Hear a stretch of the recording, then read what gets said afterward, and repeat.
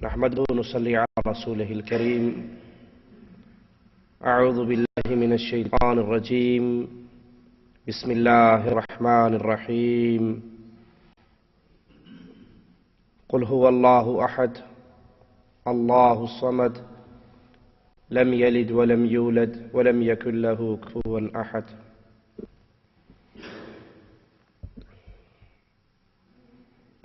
اس دھرتی پہ سب سے پیاری اور عظیم جگہ، اللہ کو سب سے زیادہ پسندیدہ، جہاں پر اللہ کی عبادت ہوتی ہے، مسجدیں کائنات کی سب سے پیاری جگہیں اور اللہ کی محبوب جگہیں ہیں، کیونکہ مسجد مرکز ہدایت ہے، مسجد نور توحید کا چمکتا ہوا مینارہ ہے۔ مسجد میں آنے سے مخلوق کا تعلق اپنے خالق سے جڑتا ہے۔ مسجد میں آ کر انسان اپنے اللہ کے سامنے رکوع و سجود کر کے مالک کو راضی کرتا ہے۔ قرآن حکیم بیان فرماتا ہے، ان اول بیت وضع للناس، سب سے پہلا گھر عبادت کا جو لوگوں کے لیے بنایا گیا، للذی ببکۃ مبارکا وہدی للعالمین، جو مکہ مکرمہ میں ہے اور وہ تمام جہانوں کے لیے، انسانوں کے لیے، جہان والوں کے لیے ہدایت کا سبب ہے۔ لوگ اس کی طرف اپنا چہرہ کرتے ہیں، لوگ بیت اللہ میں جا کر بیت اللہ کا طواف کر کے مسجد حرام میں نماز پڑھ کے ایک نماز کے بدلے میں 1,00,000 نماز کا ثواب پاتے ہیں۔ مسجد میں جانے کا اللہ نے اپنے نبی کو حکم دیا ہے، لَمَسْجِدٌ أُسِّسَ عَلَى التَّقْوَى، جو مسجد تقوی کی بنیاد پر، اللہ کے خوف کی بنیاد پر بنی، من اول یوم احق ان تقوم فیہ، پہلے ہی دن سے اس مسجد کے قیام کا مقصد اللہ کی عبادت، اللہ کا خوف، اے نبی اس میں قیام کیجئے۔ تو مسجدوں کو آباد کرنے کا حکم اللہ نے اپنے انبیاء کو دیا۔ مسجد کی تعمیر اتنا عظیم عمل ہے، امام الانبیاء علیہ السلام مدینہ پہنچنے سے پہلے کچھ دیر قباء میں قیام کرتے ہیں تو وہاں بھی مسجد کی تعمیر کرتے ہیں، اور جب مدینہ میں پہنچے امام الانبیاء علیہ السلام تو پہلی فکر آپ کو اللہ کے گھر کی تعمیر کی تھی۔ اس زمین کو لے کر نبی کے ہاتھوں سے دھرتی پہ بننے والی آخری مسجد۔ صحابی فرماتے ہیں، ہم نے امام الانبیاء علیہ السلام کو دیکھا جس طرح باقی لوگ مسجد کی تعمیر میں گارا اور اینٹیں اٹھا کر، سامان اٹھا کر مسجد کی تعمیر میں مصروف ہیں، خود محمد الرسول اللہ صلی اللہ علیہ وسلم ان کے شانہ بشانہ مسجد کی تعمیر کے کاموں میں خود مصروف ہیں۔ آئیے احادیث رسول کریم صلی اللہ علیہ وسلم کی روشنی میں مسجد کی فضیلت کو سنتے ہیں۔ صحیح بخاری میں ہے، اللہ کے حبیب علیہ السلام نے فرمایا، جو اللہ کی رضا کے لیے مسجد بنائے، اللہ اس کا گھر اپنی جنت میں بنا دیتا ہے۔ وہ اپنی استطاعت کے مطابق بھلے چھوٹی سی مسجد بھی بنائے، بھلے چھوٹی سے چھوٹی مسجد بھی بنائے، جو اس کی طاقت ہے، جتنی اس کی استطاعت ہے، اگر وہ کچی اینٹوں سے بھی اللہ کا گھر بنا دیتا ہے، مالک اس کے لیے موتیوں کا محل بنا دیتا۔ ابن ماجہ میں ہے، امام الانبیاء علیہ السلام فرماتے ہیں، مومن کے مرنے کے بعد کی کیفیت، جب انسان مر جاتا ہے اس کے اعمال کاٹ دیے جاتے ہیں سوائے چند اعمال کے اس کا ثواب مرنے کے بعد بھی جاری رہتا ہے۔ ان اعمال میں سے ایک عمل اللہ کے لیے مسجد بنانا ہے۔ جو مسجد بناتا ہے مر گیا، جب تک اس مسجد میں نماز پڑھی جائے گی، اللہ کے کلام کی آواز بلند ہوگی، اللہ کا ذکر ہوگا، یہ مرکز توحید بن کر اہل شرک کی ہدایت کا سبب بنے گا۔ جب تک یہ مسجد آباد رہے گی، مرنے والا مر چکا ہے لیکن اس کا ثواب اس کے رجسٹر میں چڑھتا رہے گا۔ مسجد تمام جگہوں میں اللہ کو سب سے زیادہ پسندیدہ ہے۔ صحیح مسلم کے اندر یہ حدیث موجود ہے۔ مسجد میں آ کر نماز ادا کی جائے، تنہا نماز پڑھنے سے 25 یا 27 درجے اللہ اس کو زیادہ اجر عطا فرماتا ہے۔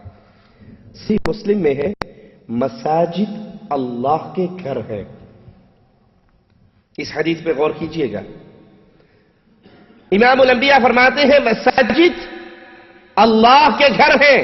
اللہ کے لیے اعلی مثال سمجھانے کے لیے عرض کرتا ہوں، کوئی آپ کے گھر کا خیال رکھے، آپ کو اس پڑوسی پر پیار آئے گا نا کہ اللہ نے مجھے بڑا پیارا پڑوسی دیا ہے، میں باہر بھی ہوں تو میرا پڑوسی میرے گھر کا ایسے خیال رکھتا ہے جیسے اس کا اپنا گھر ہو، کسی کو میرے گھر کی خرابی کی اجازت نہیں دیتا۔ آپ کا دل اس پڑوسی سے بڑا خوش رہے گا، اس دوست سے بڑا خوش رہے گا جو آپ کے گھر کا خیال رکھے اور جو آپ کے گھر کی خرابی میں لگا رہے، جو آپ کے گھر کی بربادی کی پلاننگ کرتا رہے، آپ کے دل میں بھی اس کے لیے شدید نفرت اور بغض رہے گا۔ اللہ کے لیے اعلی مثال غور کیجئے، یہ مساجد اللہ کے گھر ہیں۔ اب اللہ کے گھر کو جو آباد کرے، اللہ کے گھر کی آبادی کی پلاننگ میں لگا رہے، اللہ کے گھر کو مزین کرنے، خوشبودار رکھنے، صاف ستھرا رکھنے، پیارا رکھنے میں لگا رہے، جس کا دل اللہ کے گھر سے لگا رہے گا، اس بندے کی شان اللہ کے مقام میں، اللہ کے ہاں کتنی بلند ہوگی۔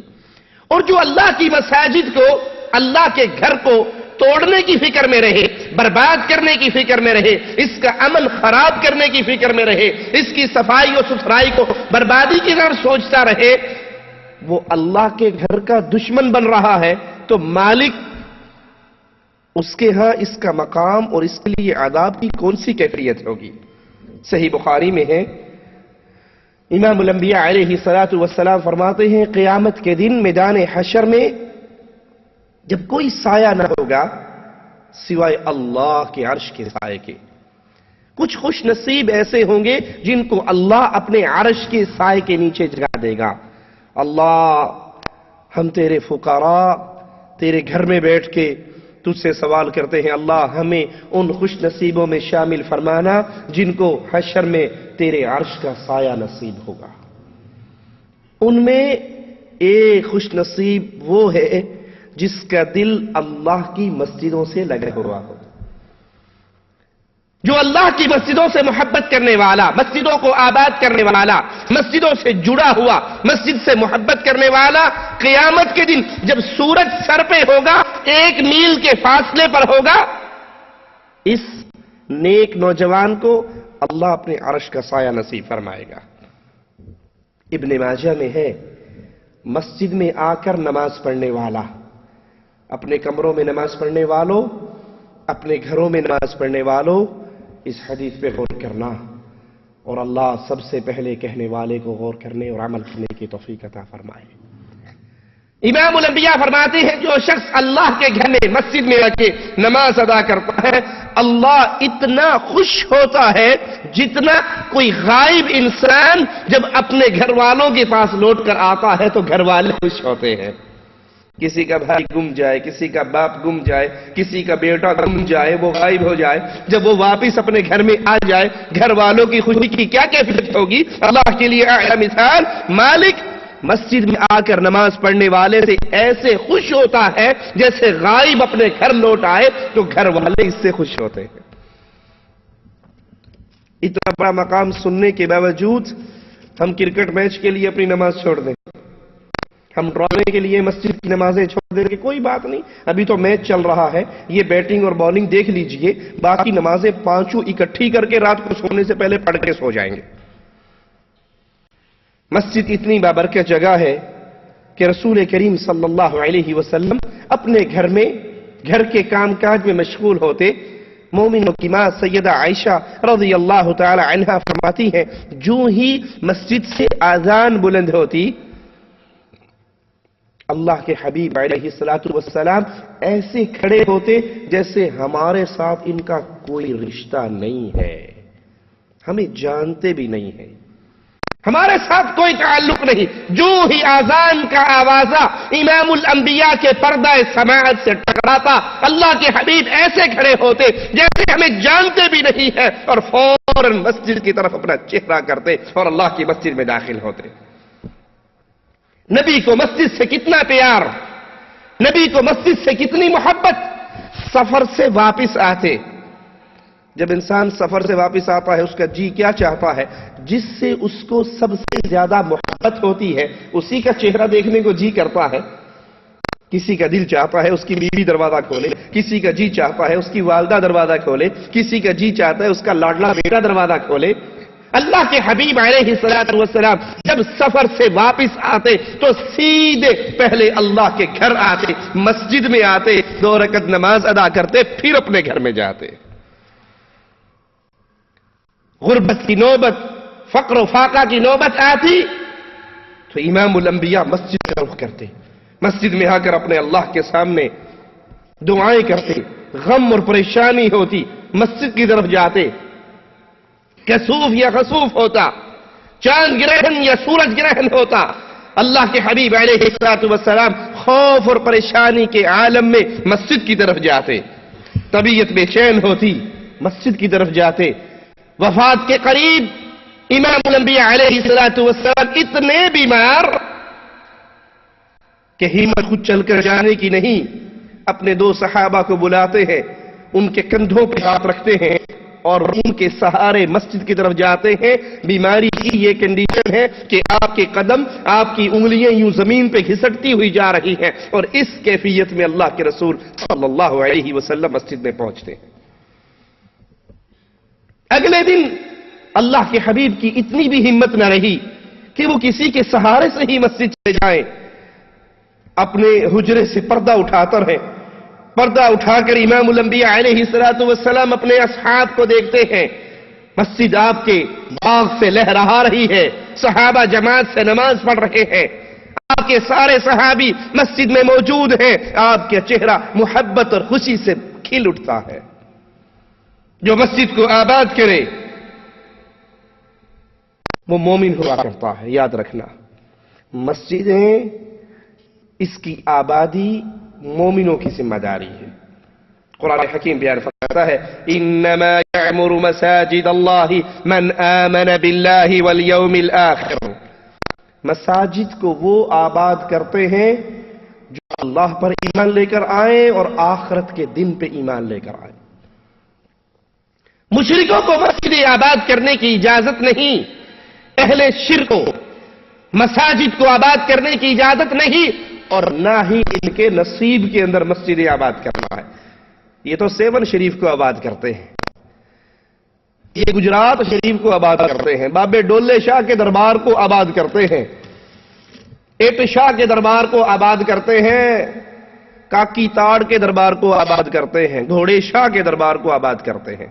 مسجدیں کون آباد کرتا ہے؟ من آمن باللہ، جس کا رشتہ غیر اللہ سے ٹوٹ چکا ہے، جو قبر والوں کو حاجت روا مشکل کشا نہیں سمجھتا، ایک اللہ کی توحید پر ایمان لے آیا ہے، یہ مسجدوں کو آباد کرتے ہیں. اور جو شرک کرتا ہے وہ درگاہوں کو آباد کرتے ہیں، وہ درباروں کو آباد کرتے ہیں، وہ قبروں پر میلے لگا کر اس کو آباد کرتے ہیں.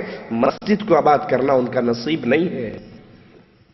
یہی وجہ ہے اپنے ماحول اور معاشرے میں لوٹئے، مسجدوں اور درباروں کی سنگم کو دیکھیے. دربار ہے، ساتھ مسجد بنی ہے، مسجد بے آباد ہے اور قبر کا طواف ہو رہا ہے. مسجد ویران ہے اور جمعرات کو قوالی دربار پہ ہو رہی. یہ اہل شرک ہے، ان کو لائق نہیں یہ اللہ کے گھر آباد کرے. اور مساجد کی تعمیر کا مقصد صرف اللہ کی عبادت ہے. وَأَنَّ الْمَسَاجِدَ لِلَّهِ فلا تدعوا مع اللہ احدا، یہ مسجدیں اللہ کی ہیں، اللہ کی عبادت کی جگہ ہیں.